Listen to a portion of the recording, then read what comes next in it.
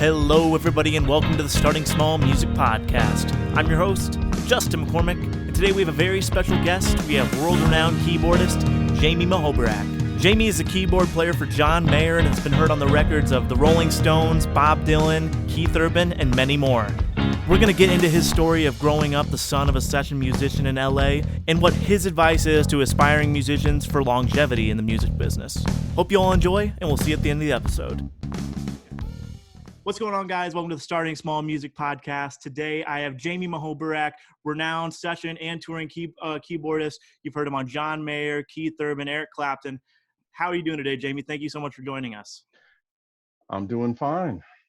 Hanging out. I'm in a hotel in LA, so which is my hometown, so it's kind of weird. But aside from that, I'm doing just fine, and it's not a bad hotel, so no complaints.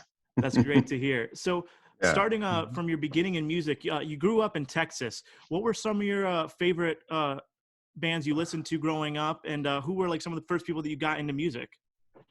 Well, we moved to Los Angeles when I was 3. Oh, so no way. Okay. I only remember one single second, literally one single second of Dallas. Really? When I was a kid. Yeah, you know how you remember things in sort of like photographs almost. You don't remember all the movement. You just remember a little picture, right? Totally. And I only have one of those from Dallas. So I don't remember Dallas at all. I do, however, remember walking up to the porch of the first house we moved into in Los Angeles. So my memories really start there. So, so the music I listened to growing up, there was a lot of music that my father was a session musician. So I knew that the job existed. That was a big help when there were keyboards around and everything. There was a lot of music played in the house, but there was a lot of classical music because my brother and one of my sisters both studied classical music. So that was always being played. And there was a lot of like jazz and rock music, and I took to rock music basically. I heard everything else, but electronic music and rock music I took to immediately, and there was electronic music in the 70s, and I gravitated towards that heavily. And I took a different route really than the rest of my family as far as what I liked and what I got into. And I still to this day, I'm usually internally taking a different route than the things I'm working on. But musically, do you think that as far as what I listen to, you know? Yeah. Do you think that's actually an advantage for you, for like the stuff you play now, having so many outside influences and like using those to like bring them into something that's not normally used? Do you think it's actually a positive? It's a positive. I wouldn't call it an advantage in that it's not a competition. But what you bring, I certainly would see it as something that's brought me good fortune over the years. Yeah, gotcha. Definitely. So how old were you when you first levitated the piano? Like your family was playing. When did you first put hands on the keys? At a very young age. There was a synthesizer that I already was playing some piano, and I had learned a few songs with like chords in the left hand and melodies in the right. But then my father brought home a synthesizer, an ARP Pro Soloist, and then later on an ARP Odyssey, and I learned on those, and that really changed the way I looked at things. Plus, there was an album by a guy named Mort Garson. Mort Garson wrote a few hit songs at a certain time, and then he started doing these synthesizer records, and one of them in particular struck me, and I heard a sound on that record. On this record called Black Mass by Lucifer, strangely, that it's a really great album, and it has had a limited re-release recently over the last few years. But there was a sound that was on the first song that was not actually made on the synthesizer, the big Moog that he was using, but it was a processed sound, processed through the Moog, and I wanted to make that sound. So it was a processed screening sound actually. And I just loved it. And that kind of hooked me into making sound and getting interested in synthesizers and everything. So it wasn't until later that I was in a band. That wasn't until I was 15 or so. Thing is, I wanted to be a special effects man. And I was at a movie set watching a TV show being filmed, and everybody was eating lunch, and I said, I want to be a special effects guy. And there was this guy eating a sandwich on the bench that we were all sitting on. And he goes, you don't want to be a special effects guy. You don't get credit for your work, and you got to stay after everybody else is done. And then I thought to myself, I guess I'll just play music then, because that's I'm already doing that. So I was probably 9 years old, and that's how I decided to become a musician. I took the path of least resistance, basically.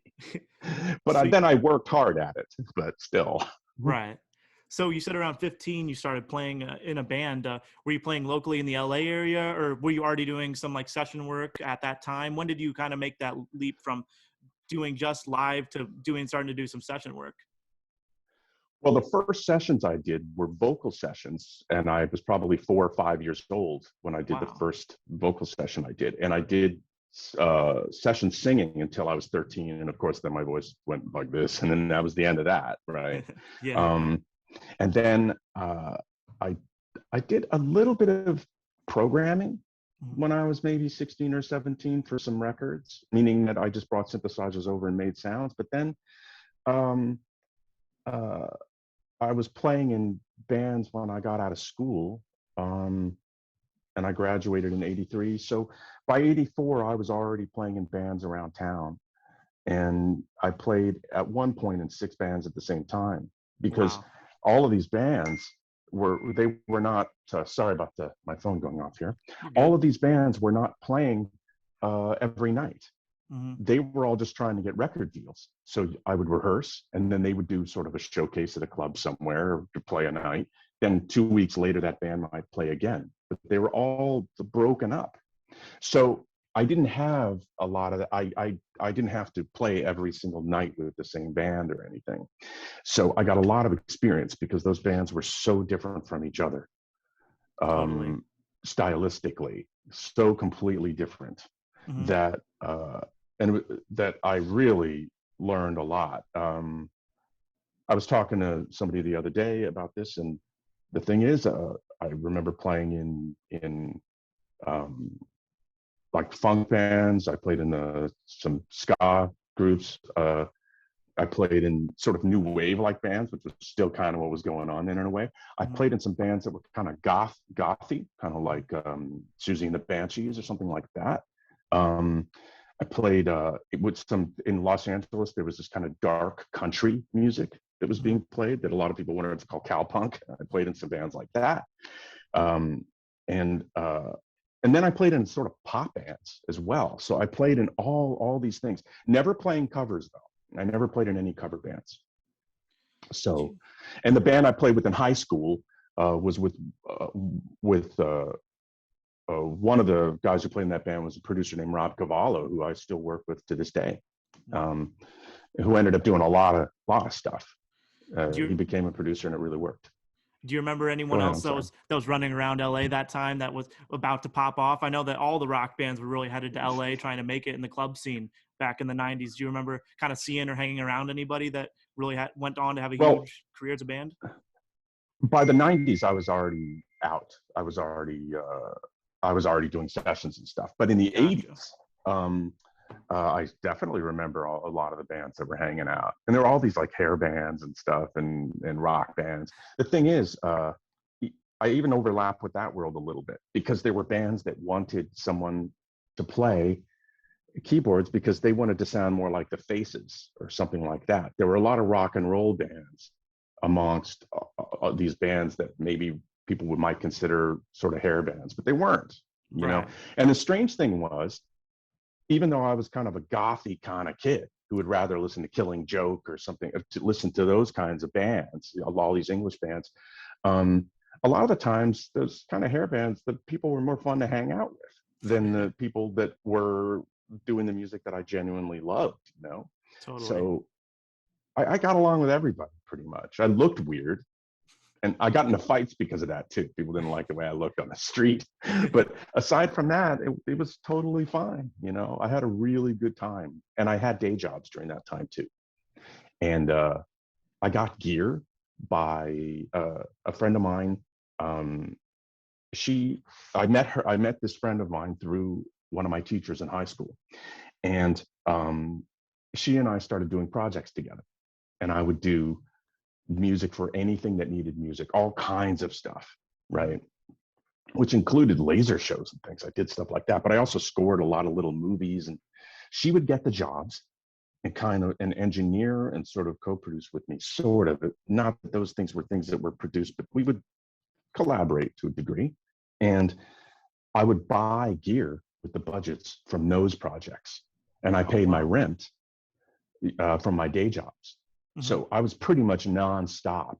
I mean, I would get up late, but if I could, but I pretty much was going at it from morning till late at night every single day during that period of time, you know? Right. So it paid off for you too. The grind really pays off. It paved your way to the 90s, where you played some on iconic records. Like I mentioned, I saw Bob Dylan, Tina Turner, Bob Seger, all in your discography. Do you have any memories specifically from the 90s, like in the studio, like maybe a specific song that sticks out that you really can't believe that maybe you even worked with that artist still? Well, I do remember, like, if you mentioned Bob Dylan, and the one thing I can say about that is that I was definitely at that time still out of my element, you know. It was a strange company to be in, considering that I really hadn't done that many sessions at that time. I was familiar with the studio, and in fact, I remember the studio we were in was one of the studios was actually the studio where I did my first vocal session when I was like 4 or 5. So I was very familiar with the place. But I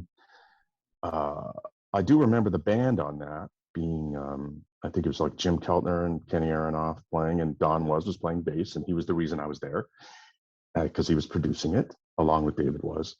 And it was Jimmy and Stevie Ray Vaughn playing guitar and David Lindley playing guitar. So it was a very heavy thing, but I didn't really talk to anyone the whole time because I was just there doing my thing. I just felt like I was in the kind of company that had been around longer than me. So I just kind of did what I did. And I've always felt kind of out of place on things anyway. So in here, you know, so it was more of the same. That feeling continued. There were only a few times where I felt in place and where I actually felt that something was going to have propulsion, was going to be special. And I would say that the first time I worked with Trevor Horn on Seal's stuff in the late 89, 90, you know, all the way, and especially on the first 4 records, but those first 2, I knew something was up. For sure. I knew that was going to succeed. And he had already had success with one song, which I wish I had played on, which was Crazy, this song Crazy, which I love. But after that, I worked on everything else. I worked on all the stuff that was done after that. I wish I worked on Crazy because it's one of my favorite things that he did. But I'll tell you this much, I knew that those were going to be good albums. Sure. And it was the first time where I was given full free reign. And was able to fully just be completely creative and do exactly what I wanted to do. And I usually don't get that on sessions, especially tracking dates. It's very different vibe. Did you get that same feeling when you first met John in the early 2000s? And I mean, because you've worked on his projects from the very beginning, did you have that same feeling like this is going to work, like our vibe is the same? I didn't know. I started with him on the 3rd record because he had one album, then he had Room for Squares, and then he had, you know, and the first album I don't know anything about. I believe that Heavier Things was his 3rd. Yeah. It's either his 3rd or his 2nd, you know. But I started on that album, and that album was kind of sparse, you know, open sounding, very open, and very selective and orchestrated, but once again, to use the word, in a very sparse way. So I didn't feel a free-flowing creativity so much as, how do we arrange this? How can I contribute to that? And also, John has very specific ideas about what he wants at certain times. And he'll let you flow if you want, if you insist on that, or if you say, yeah, I have something, of course you can try it. But he's also very specific. And that existed even then, and that was in the early 2000s, 2002 or something like that. I remember the shadow of 9/11 was still hanging over New York at that time a little bit, not all the way. It wasn't casting the darkest shadow, but it had definitely changed the tone. So I still felt that a little bit. So I know I think it was 2002 around when that was going on. Yeah. So I didn't quite feel the same free flowing creativity, but there's a reason for that, and it's a good one. It's not a bad thing. Totally. And I mean, you've kept the relationship going with them now for over probably 20 years, and you guys are about to kick off the Sob Rock tour next week. You guys had a promo show this past week. So what have rehearsals been like with the band? How's the lineup doing? And what can fans expect this year, kind of seeing you guys on the road? I'd say the rehearsals were quick because we had a limited time to do it. Mainly, I think, because John was playing with the Dead, doing that. And then when we started up, it went pretty fast. Some of the arrangements are different. There's definitely a different lineup,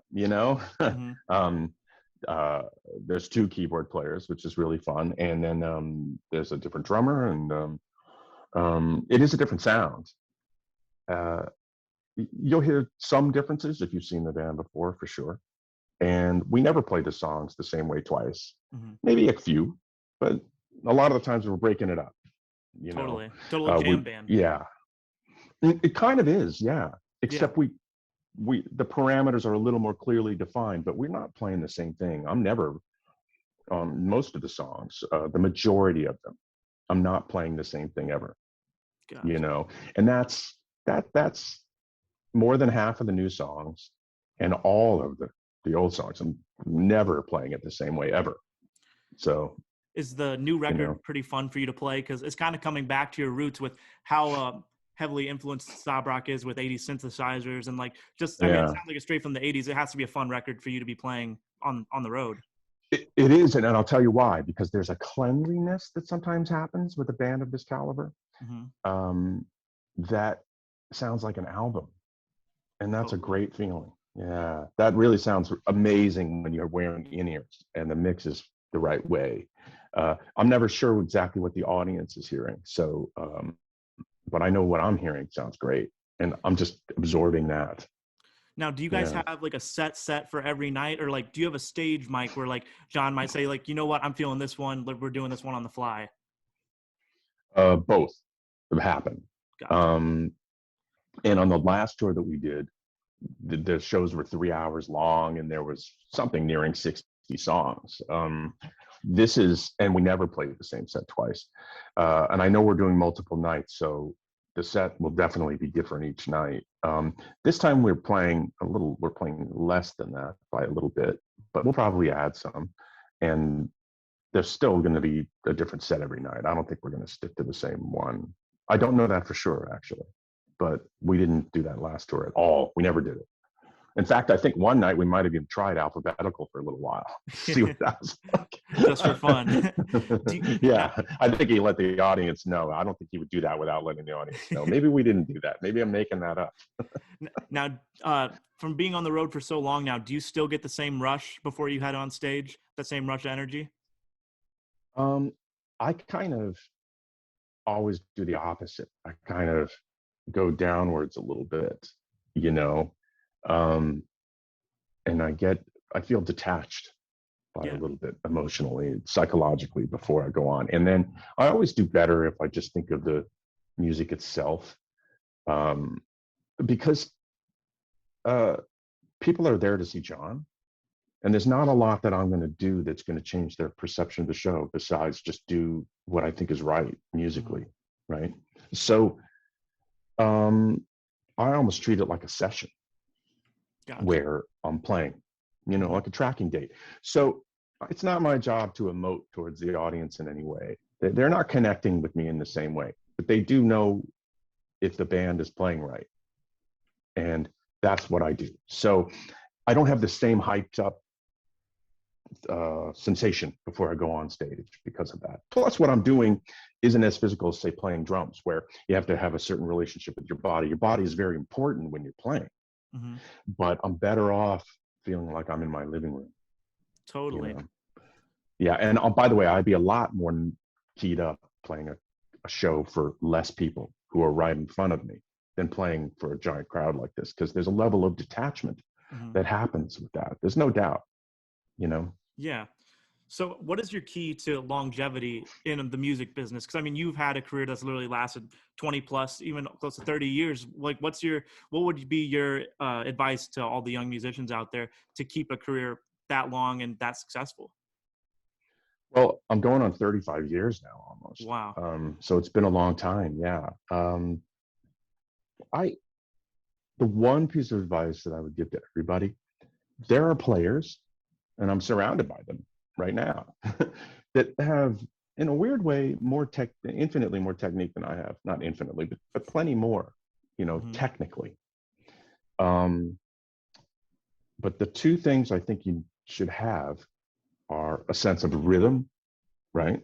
A solid sense of rhythm, an understanding of that, how to play behind, how to play ahead, and how to lock in, and how sparse you should be, things like that.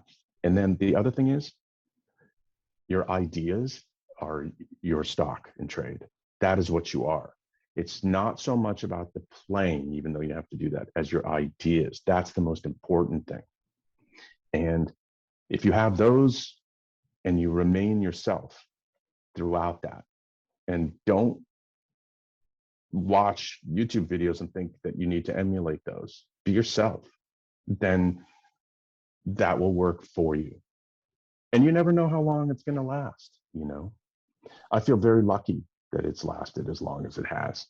And I thought around the turn of the century, it's probably around 2002, there was a feeling in me where I thought that it would end for some reason. I go, how could this logically go on? I remember having this conversation. I remember who was there. I remember talking about this in a studio. Maybe even that same darn studio, come to think of it, that's now United Western, where I did that. Yeah, it's really strange that all these things happen in these rooms. But it was around that time, and I remember the drummer was Abe Laborio Jr., and it was a session where it was some record that never saw the light of day, but I remember us all sitting around and talking. And I remember the engineer is now not with us, he's passed on, but I remember us all talking with this feeling like, how can the music business possibly last and now it's 22 years later or whatever it is. I can't believe it. Yeah. I was only a third of the way through. I had no idea. Awesome. Well, there you have it, my conversation with Jamie Muhoberac. Jamie, thank you so much for joining me on the show. You guys go see him out right now on the Sob Rock tour with John Mayer, and follow him on Instagram at Jamie Muhoberac. And join us next week on Starting Small Music, where I interview Rich Redmond, the drummer for Jason Aldean. Follow Starting Small Music on Instagram at Starting Small Music, and let us know who you'd like to hear on the podcast next. And remember, everyone starts small.